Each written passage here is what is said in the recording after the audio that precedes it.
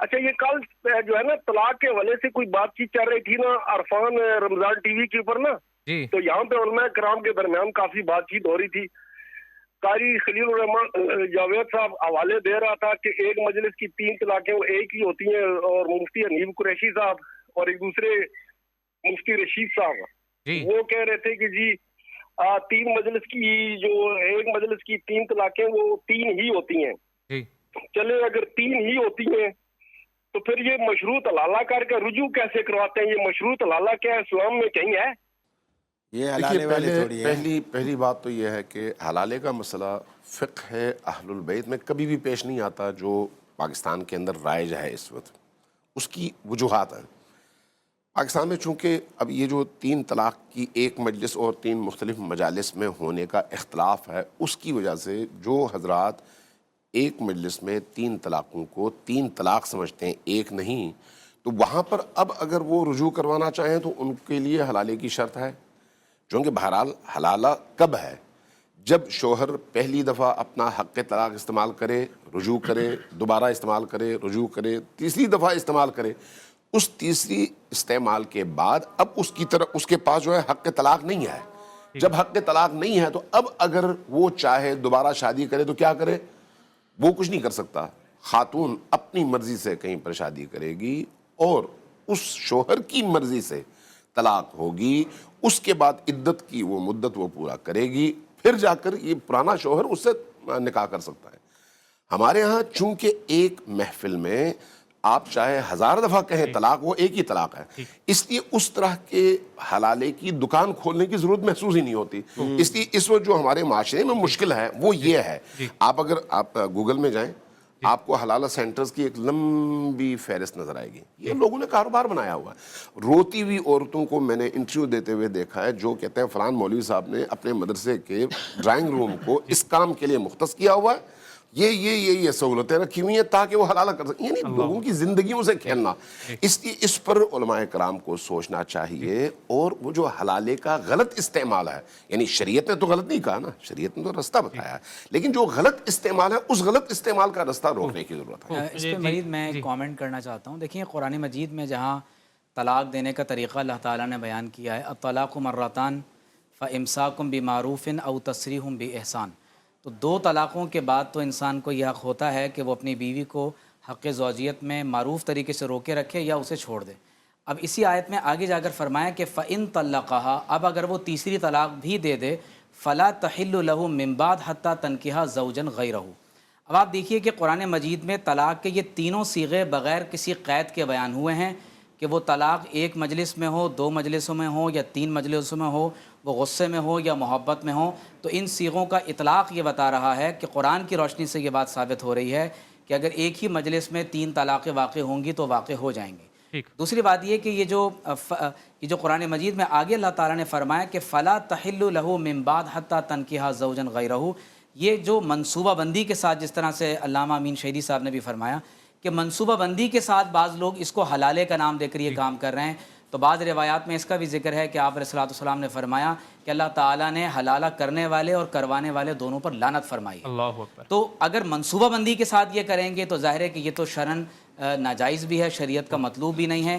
اتفاق ایسا ہے کہ ایک عورت نے عدت گزار کر کہیں اور شادی کر لی، اتفاق ہے کہ اس نے بھی طلاق دے دی، تو اب قرآن یہ کہتا ہے کہ اس عورت کو اس بات سے منع نہ کرو کہ وہ اپنے سابقہ شوہر کے پاس جا کر رجوع کر لے. تو یہ میرا خیال ہے کہ اپنے کانٹیکسٹ میں دیکھا جائے. ڈاکٹر صاحب سے میرا صرف ان سے معصومانہ سوال ہے.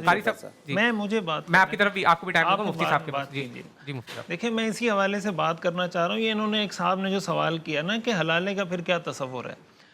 پہلی بات تو یہ ہے کہ اگر یہ حضرات یہ سمجھتے ہیں کہ ایک مجلس کی 3 طلاقیں ایک ہوتی ہیں، ٹھیک ہے، تو ٹھیک ہے الگ الگ مجلسوں میں 3 طلاقیں دے دیں. اب سوال یہ پیدا ہوتا ہے اب حلالہ کیسے ہوگا. پہلی بات تو یہ حلالہ قرآن میں اس کا تصور تو موجود ہے نا، فَإِن طَلَّقَهَا فَلَا تَحِلُّ لَهُ مِن بَعْدُ حَتَّى تَنكِحَ زَوْجًا غَيْرَهُ. اس آیت کا یہی مطلب ہے کہ تیسری طلاق کے بعد بیوی اس وقت تک پہلے شوہر کے لیے حلال نہیں ہوگی جب تک وہ دوسرے شوہر سے نکاح نہ کر لے. اور صحیح حدیث کے اندر رسول اللہ صلی اللہ علیہ وسلم نے فرما دیا حتی تذوق من عسیلتہ حتی یذوق من عسیلتها وتذوق من عسیلتی، کہ جب تک ان کے آپس کے ازدواجی تعلقات قائم نہ ہو جائیں یہ پہلے شوہر کے لیے حلال نہیں ہو سکتی. تو جس طریقے سے حلالہ اس صورت میں ہوگا جس صورت میں ان کے نزدیک 3 طلاقیں ہو جاتی ہیں، بالکل اسی طریقے سے حلالہ اس وقت ہوگا جب ایک مجلس میں 3 طلاقیں دے گا کوئی شخص، تینوں طلاقیں واقع ہو جائیں گی. اس میں ہماری تفصیلی بات الحمدللہ یہاں ہو چکی ہے دلائل کی روشنی میں. جیسے ڈاکٹر صاحب نے اس پہ بات کی مشروط حلالے کی، یہ کنفیوژن پھیلانے کی کوشش کی جاتی. اصل میں جو مسئلہ پیدا ہوتا ہے نا وہ اس سے ہوتا ہے کہ آپ اگر اپنا موقف پیش کر رہے ہیں دلائل کی روشنی میں پیش کریں.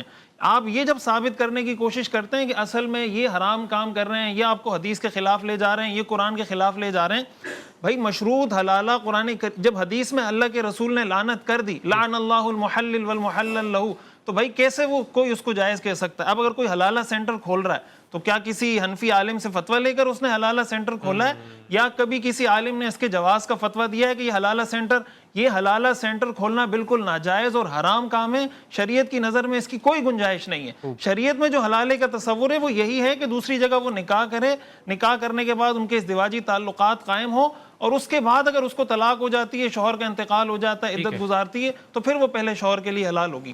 جی میرا چھوٹا سا یوں سوال تھا کہ الطلاق مرتان فامساک بمعروف او تسریح باحسان، اگر طلاق مسلسل الفاظ کا نام ہے، طلاق طلاق طلاق، تو یہ امساک والا موقع کب آئے گا؟ 2 طلاقوں کے بعد آئے گا نا. تو سٹاپ تو ہے ہی نہیں نا. اس کا میں جواب دیتا ہوں. ایک منٹ میرا آپ سے سوال، ایک منٹ، اس کا میں جواب الطلاق مرتان. اب اگر طلاق الفاظ کا نام ہے، شریعت نے آپ کے بقول الفاظ کا لفظوں کا حق دیا ہے، ہم کہتے ہیں شریعت نے مجلس کا حق دیا ہے، اور اس کے بعد فامساک کا موقع بھی آتا ہے، اس کو سوچنے سمجھنے کا موقع بھی ملتا ہے. جب آپ نے ایک دم 6 گولیاں اس میں تھی تو 6 کی 6 آپ نے نکالی. میں اس کا جواب دیتا ہوں. میں نے جو استدلال پیش کیا ہے، ایک منٹ میری بات، ابھی تو آپ گھنٹہ بعد بات کر کے بیٹھے ہیں تو مجھے بات تو کرنے دیں. میں نے جو استدلال پیش کیا ہے وہ یہ ہے کہ قرآن میں طلاق کے صیغے مطلق بیان ہوئے ہیں، ان کو کسی مجلس کے ساتھ خبر واحد سے مقید نہیں کرنا ہے. قاری صاحب ایک منٹ، میں ایک بات عرض کروں. دیکھیں یہ جو بحث ہو رہی ہے نا یہ مدرسے کی بحث ہے، اصل میں چونکہ یہ بات آگے، ایک منٹ صرف مجھے ایک منٹ بات کرنے دیں. یہ بحث اپنے دلائل کو ثابت کرنے کے لیے ہے، عوام کے لیے نہیں ہے.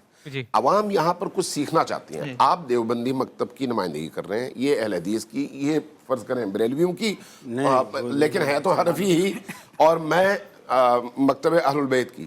مجھے چاہیے کہ اپنا نقطہ نظر بیان کروں، مجھے سننے والے اس پر عمل کریں، ان کے سننے والے اس پر عمل کریں.